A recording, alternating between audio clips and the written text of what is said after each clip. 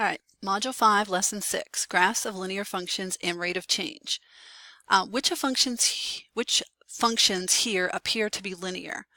If we take a look at the input and the output, as we change our input on this side by 2, and then by 1, and then by 3, it's going to be really difficult for us to look at the outputs and compare them, because our outputs, here's 2, here's 1, and here's 3. So, but looking at that, I can see that if I change by 2 here, I change by 2 here. So if I were to squeeze a 3 into here, I would be putting a 6 over here. So it would be only increasing by 1. Down here, I'm missing a 6 and a 7. So if I were to go 8, 9, 10, and then to the 11, you can see that these would also be counting by 1. So if I count by 1 here and I count by 1 here, it's all going to work. The change in my x and the change in my y are consistent throughout the problem. So yes, this would be a linear function. What is the equation for this linear function? Well, what do we do with 2 to get 5? Or what do we do with 4 to get 7? Or what do we do with 5 to get 8? What are we doing with our input values to get our output values? Well, if we take our, remember this is our x and this is our y. If we take our x values and we add 3 to them, we will get our y values. Now on this second set, y equals and x equals the output, here we are increasing by 1. Step by step, we're going up by 1, by 1, by 1. On the outputs though, here we change by 5, here we change by 7, here we change by 9. So there's a pattern to it, but it is not a constant. As we change by 1 here, we change by different amounts here. So this is non-linear. And if we were to look at these x values and try and figure out what you can do with these x values to get these y values, we might notice that we take this times itself. This times itself. So you could say x times x equals y, or another way to say x times x is x to the second power equals y.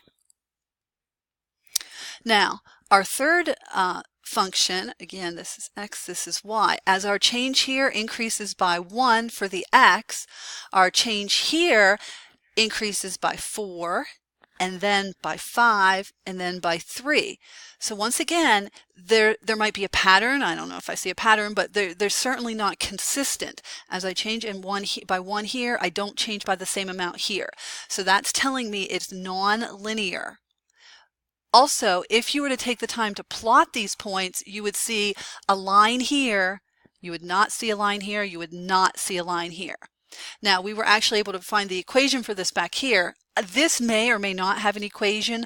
I didn't play with it long enough to find out, but this going up by 4 and then by 5 and then by 3, it's going to be really difficult. It's probably going to have maybe 2 equations, one for the even and one for the odd inputs. So we're not going to worry about the equation on that one. Now, there are a few ways to find an equation from a table. This table, our change, well, from 2 to 3.5 is up 1.5, and then here we're going up by just 0.5, and then here we're going up by 0.5. So it looks like if we change by, let's see, 1.5, 0.5, 0.5, I know that's off the side there, but as we change by those amounts, over here we see we're changing by 3, and then by 1, and then by 1. So looking at just the bottom two, going up by 0.5, going up by 0.5, we go up by 1, we go up by 1. So there does appear to be a pattern. This is going to be a linear equation. However, finding that equation might be a little more challenging. So what we're going to do is we're going to pick 2 of these coordinates and we're going to use them to find the slope.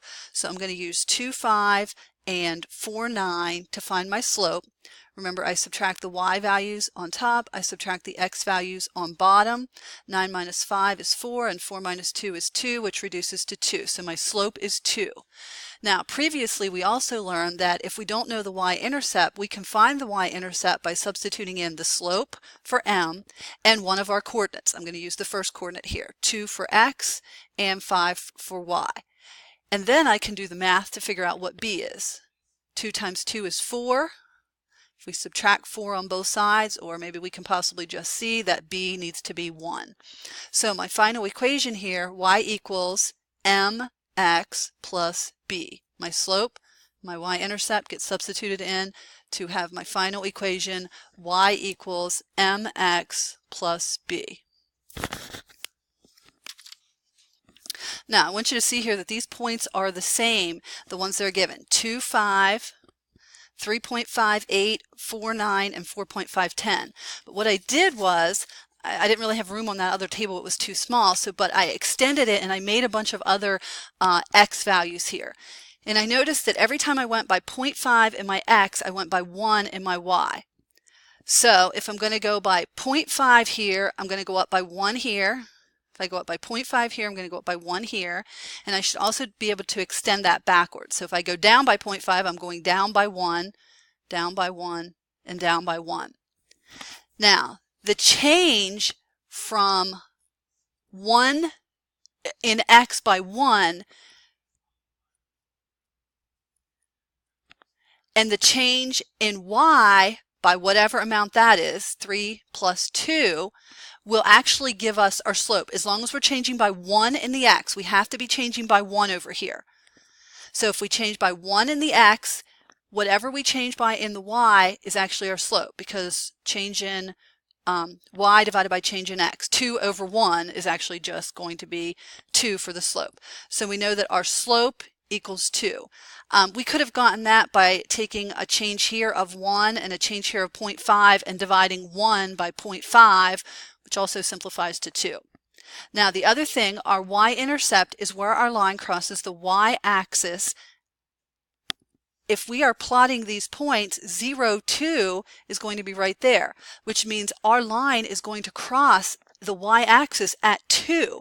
So the amount at 0 is our y-intercept value. So in this case, it's also 2. So our equation, y equals, our slope was 2, plus our y-intercept was 2. Okay, this is our y-intercept value. So if you can find the amount in the table at 0, that's the amount you're beginning with, that's your starting point, that's your y-intercept point. So that's an alternative way to find the equation for that table.